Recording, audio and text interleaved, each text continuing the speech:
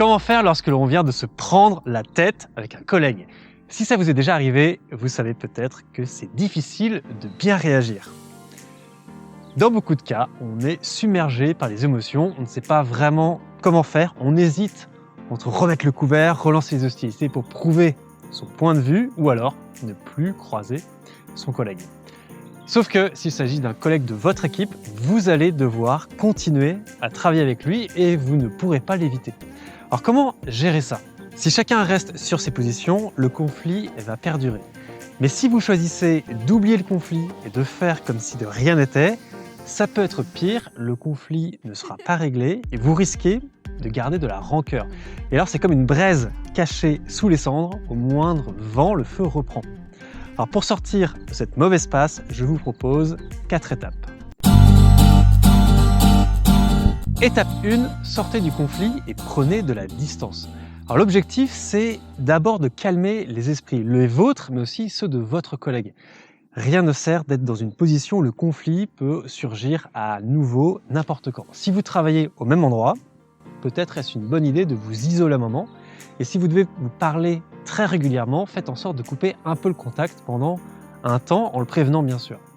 Et si vous êtes dépassé par vos émotions, il est parfois utile de prendre un peu de distance afin de discuter plus posément ensuite. L'idée est que vous passiez de l'émotionnel au rationnel afin de pouvoir discuter sans que vos émotions ne vous envahissent. Alors étape 2, prenez un carnet et un crayon et faites le point en 4 questions. Commencez par 2 questions liées à vous. Qu'est-ce que je ressens et à quoi j'aspire?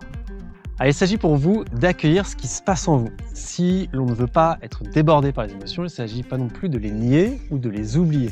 Vos émotions sont importantes, donc mettez un doigt dessus, identifiez ce que vous avez ressenti.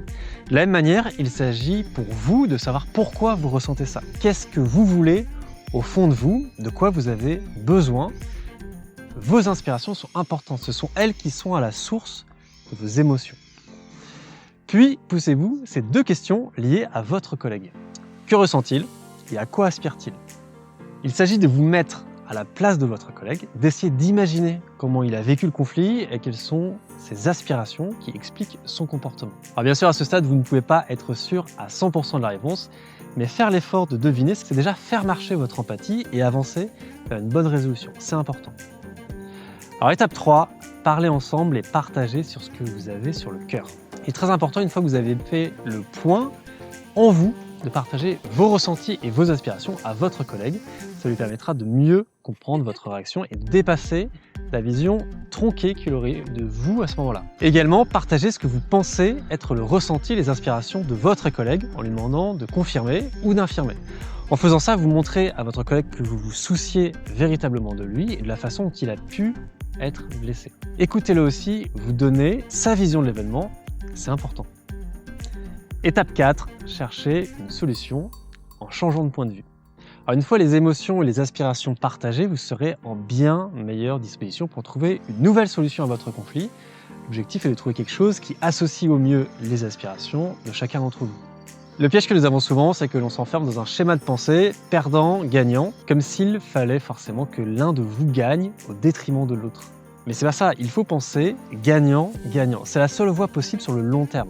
Donc essayez de transformer le conflit en coopération. Peut-être votre problème peut-il être résolu d'une façon tout à fait nouvelle qui convienne à tous les deux. Alors, il ne faut pas hésiter à prendre du recul et à chercher à voir le problème d'une nouvelle manière. Pour ça, je vous conseille de vous centrer sur vos besoins respectifs. Qu'est-ce qui pourrait combler au mieux vos besoins à tous les deux? Avec une bonne disposition d'esprit, les bonnes solutions émergent plus facilement qu'on ne l'imagine. Au final, pour sortir de votre mauvaise passe avec votre collègue, 4 choses sont vraiment importantes. Que vous laissiez votre raison reprendre le dessus, que vous fassiez le point tranquillement sur vos émotions, que vous échangiez dessus avec votre collègue afin d'éviter les mauvaises interprétations et de ne pas garder de rancune, et enfin que vous sortiez du rapport de force en cherchant une solution gagnant-gagnant qui s'appuie sur vos besoins respectifs. Et surtout d'oublier la mauvaise idée de vouloir continuer à remporter le conflit.